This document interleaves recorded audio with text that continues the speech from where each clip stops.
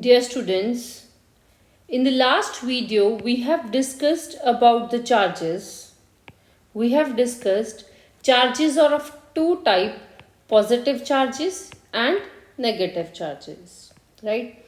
And one important thing which we discussed in the video was about the quantization of the charge, which follows this equation that Q is equal to NE. Then we do 2 to 3 numericals about the quantization of the charge, right? Now, if you know that charges are there, the charges can be positive charges or the negative charges, right?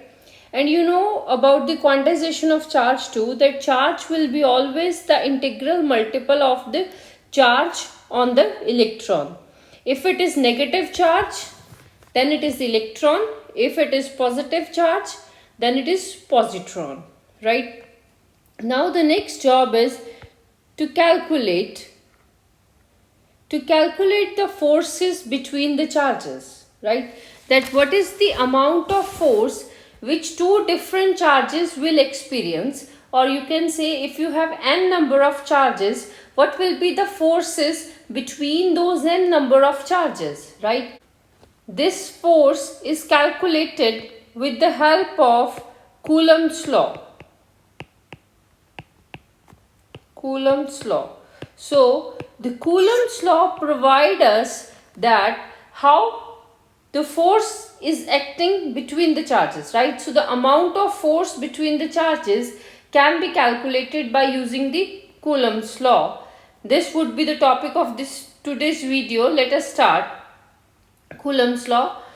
Coulomb's law is used to calculate the force of interaction. Interaction means interaction is a common term for attraction and repulsion, right? Interaction is a common term for attraction and repulsion, means it can be attractive force or it can be repulsive force, right? Between any two charges is directly proportional to the product of the charges, right? So the total force, Coulomb force, is directly proportional to the product of the charges. Higher will be the amount of charges, higher will be the forces between them, and it is inversely proportional to the square of the distance between them, right? So it is inversely proportional to the square of the distance between them, right? So we have mounted two charges. Q1 is the first charge, Q2 is the second charge. They are placed at a distance r, right? So as from the previous equation, force is directly proportional to Q1 and Q2, and force is inversely proportional to 1 by r square, right? So if you combine both terms, you can write force is directly proportional to Q1, Q2 by r square, right? As you increase the distance between the two charges, the distance will be higher.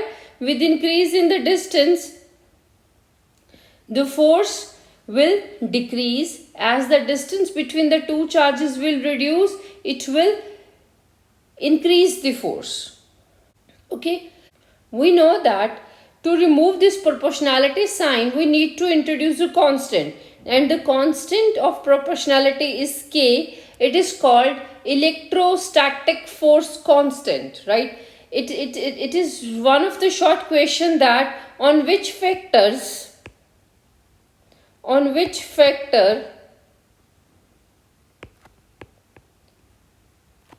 value of K depends. This is one of the short questions. What are the factors affecting the value of K? The K depends upon the nature of the medium in which the charges are placed, right? What are the different type of mediums? The charges can be in vacuum. The charges can be placed in some water, or any other kind of medium can be there. So the amount of charge is highly dependent where the charges are placed, right? So that particular thing is calculated by the value of K. It depends upon the nature of the medium in which they are placed, and it depends upon the system of units. System of units means whether you are making the calculations in the SI system or you are making the calculations in the CGS system, right? For if you are dealing with the CGS system, then the value of K is equal to 1. If you are dealing in a SI system, Standard International System of Units, then the value of K is 9 into 10 raised to power 9 Newton meter square per Coulomb inverse, right? You need to learn this value. If you rearrange, if you know that the K can be written as 1 upon 4 pi epsilon naught, where epsilon naught is the absolute permittivity of the free space, right? So we substitute the value of K, because in the previous equation we have get F is equal to K times Q1 Q2 by R square. So we put K is equal to 1 upon 4 pi epsilon naught. If you do so, you will get this equation, right? This is the exact equation for the Coulomb's law.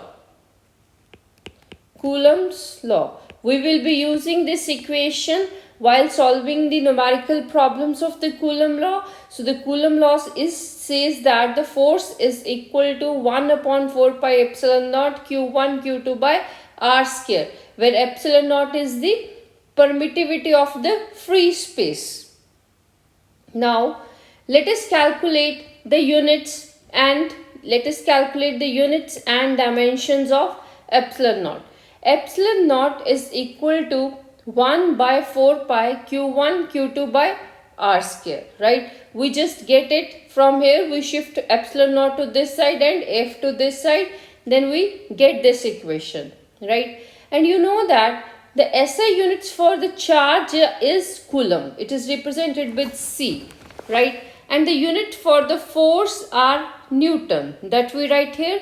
So units of epsilon naught is equal to 1 by Newton Coulomb meter square. Meters are the SI units for the distance, right? So it gives you Coulomb square per Newton per meter square, right? So these are the units of epsilon naught, right?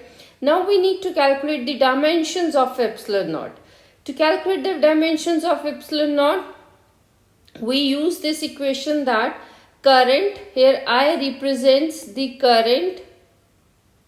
Current is charge upon time. The current is rate of change of charge with respect to time. So for the charge we write C, and for the time we write capital T. So C can be written as I into T, right? So charge can be written as A into T. So that's why we write A into T here, A into T. Again, because we are multiplying Q1 with Q2. For first Q1, the dimensions are A into T, and for the second Q2, the dimensions are A into T. Next, 4 pi R square, right? R means distance, so the dimensions are L. Distance is measured in L, so for R square, for this R square, we write L square, right?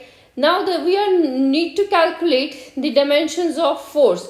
Force is equal to mass into acceleration, right? So mass into acceleration is velocity per unit time, right? So velocity per unit time, for velocity you have Lt minus 1, distance per unit, displacement per unit time. So we utilize that mLt minus 2, you will get it, right? So we substitute the value, dimensional value of F. On rearranging and adjusting the terms, we get these. These are the dimensions of absolute permittivity, right? And we know that K is 1 upon 4 pi epsilon naught, because this value of constant, we have substituted it equal to 1 by 4 pi epsilon naught. From here, the epsilon is shifted to the another side, K is taken to this side, so we get 1 upon 4 pi K. You put the value of K, it is 9 into 10 raised to power 9, right? So you calculate the value of epsilon naught. Epsilon naught, absolute permittivity, comes out to be 8.85 into 10 raised to power minus 12, right? So permittivity is the measure how electric field is affected by the medium, right? So permittivity tells you that how the force between the two charges will be affected by the medium.